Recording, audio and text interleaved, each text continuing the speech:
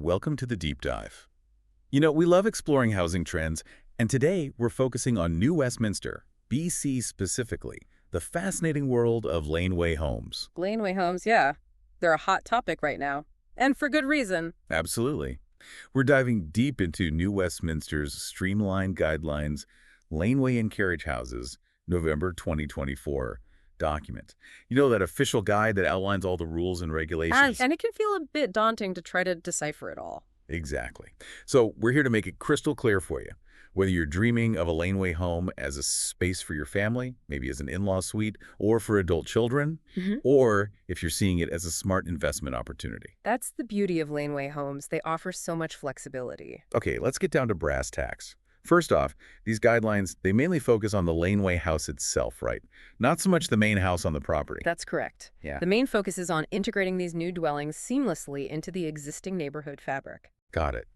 And it's all about creating more housing options while also being respectful of the neighborhood and the environment. Exactly. It's about finding that sweet spot where everyone benefits. Okay, so what exactly defines a laneway house in New Westminster, according to this document? Simply put, it's a self-contained dwelling, smaller than the main house, typically located towards the back of your property, with access from a rear lane. Makes sense. And speaking of location, where can you actually put this laneway home on your lot? Siting is key. And the first thing to consider is setbacks. Those are the minimum distances from property lines. Right, those are super important. Yeah. So for the side of your property facing another street, we call that a flanking street, the setback needs to be at least 1.52 meters. That's 5 feet. Okay, 5 feet from the flanking street. Got it. What about the other sides? For an interior side property line, or if your property backs onto a lane, the setback is a minimum of 1.22 meters, or 4 feet. All right, 4 feet. Makes sense. Now, the rear setback, that's probably the most important one, right? You bet. Now, if your property directly touches another at the back, you need a minimum of 2.44 meters, 8 feet. If it's just a general rear property line, it's back to 1.22 meters or 4 feet. Okay, so 8 feet if you're right next to another property, 4 feet otherwise.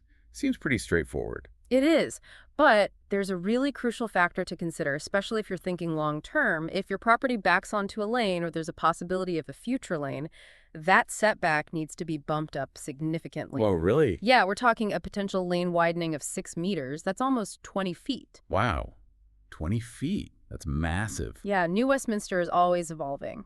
So that future lane widening needs to be factored in, both for property value and to avoid issues down the line. Future-proofing is key. And what about the distance between the main house and the laneway house? I imagine there are rules about that too, right? Definitely. There needs to be at least 4.88 meters or 16 feet between the closest points of the two structures. 16 feet. And why is that so important?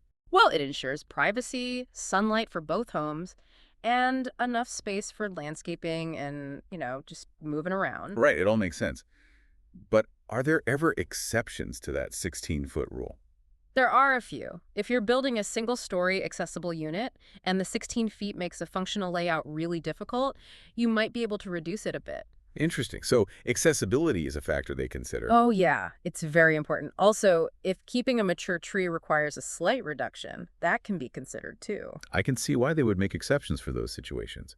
Okay, let's talk about size. How big can these laneway homes be? It comes down to site coverage. Basically, how much of your total property the laneway home covers. Okay, so site coverage. Right. And typically, it can't be more than 11% of your property area. 11%, okay.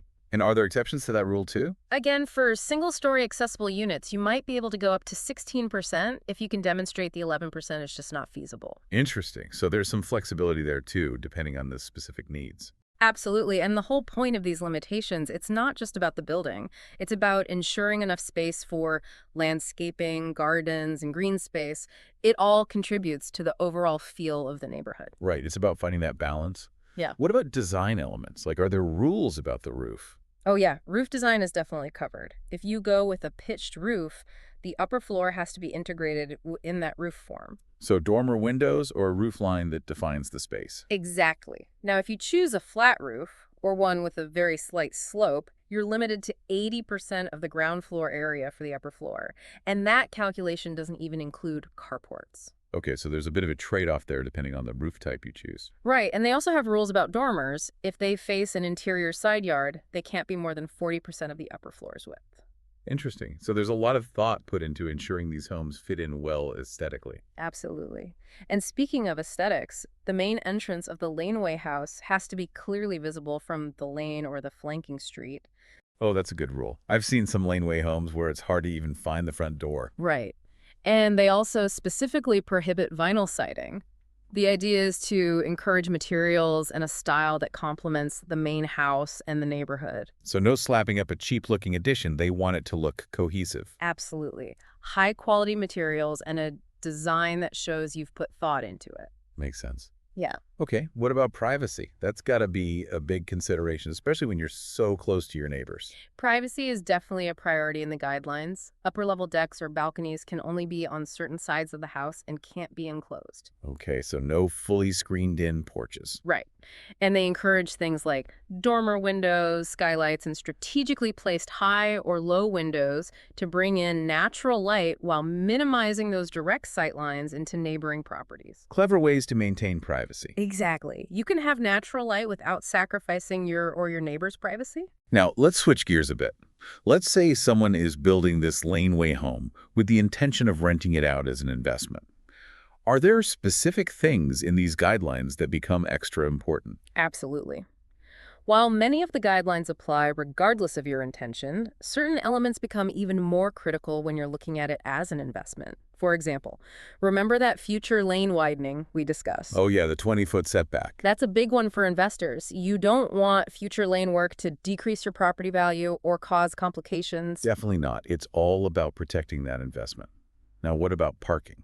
That's always a huge factor for renters. Parking is key, and the guidelines are very specific about it. If there's a lane behind your property and it's commonly used for parking access, your laneway home's parking needs to be accessed from that lane. So no parking in the front yard. Right. And you have to provide at least one off-street parking pad. Plus, they strongly encourage a second parking space, whether that's another pad, a carport, or a garage. Okay, so parking is a must-have. And what about those detached garages? Are those allowed? Nope, no detached garages for laneway homes. That's good to know. What if someone's planning to redevelop their main house down the line? Does that affect parking for the laneway home? Absolutely. If you redevelop the main house, any existing parking for the laneway home attached to the old main house needs to be relocated to the rear and can't be attached to the new main house. And the same goes if you're building both at the same time. All parking needs to be at the rear of the property from the start. Okay, so think ahead about parking. Got it. Now let's talk energy efficiency. That's a big deal these days, both for the environment and for attracting tenants. Absolutely. New Westminster has implemented the BC Energy Step Code, and starting January 1st, 2025, new laneway homes have to meet a minimum energy standard. It's either Step Code 4 plus emissions level 4, which is considered zero carbon ready, or Step Code 5 plus emissions level 2, which is a moderate carbon level. Wow, so there are specific energy standards they have to meet. Yeah, the city's really pushing for sustainability.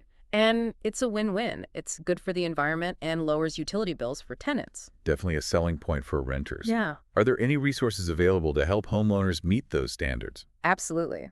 The guidelines direct you to the city's Buildings and Climate Action webpage for all the details, and they also highlight Energy Save New West, a fantastic organization that offers guidance and resources on meeting those step code requirements. Fantastic. So there's support available. Now, what about those outdoor areas? Anything specific regarding permeable surfaces or sustainable landscaping? Yes.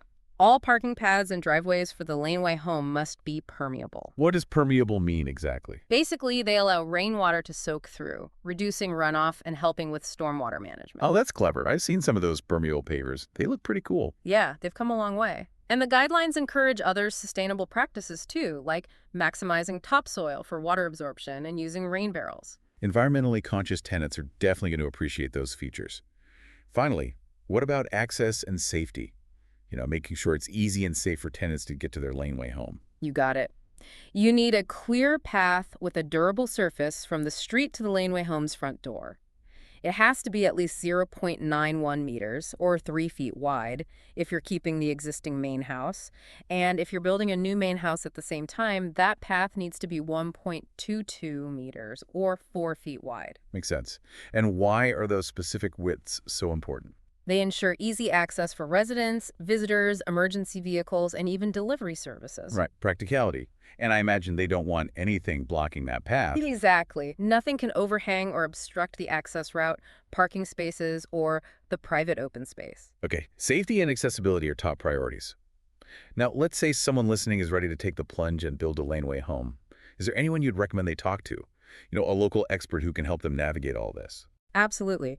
If you're in New Westminster and looking for a builder with a solid reputation for laneway home construction, I'd highly recommend reaching out to Corville Homes.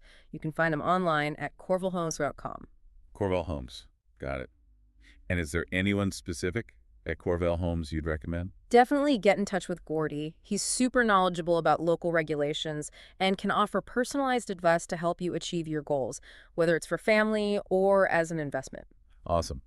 So to wrap up, it's clear that understanding these guidelines is crucial for anyone thinking about building a laneway home in New Westminster. Absolutely.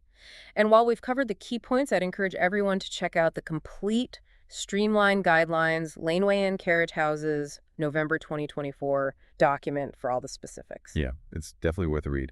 And before we sign off, I want to leave our New Westminster listeners with a final thought. Think about the impact a laneway home could have on your property and your neighborhood. It's not just about adding a dwelling. It's about creating flexible housing options, maybe bringing family closer, and contributing to the growth and vibrancy of your community. Thanks for listening. We'll see you next time on The Deep Dive. See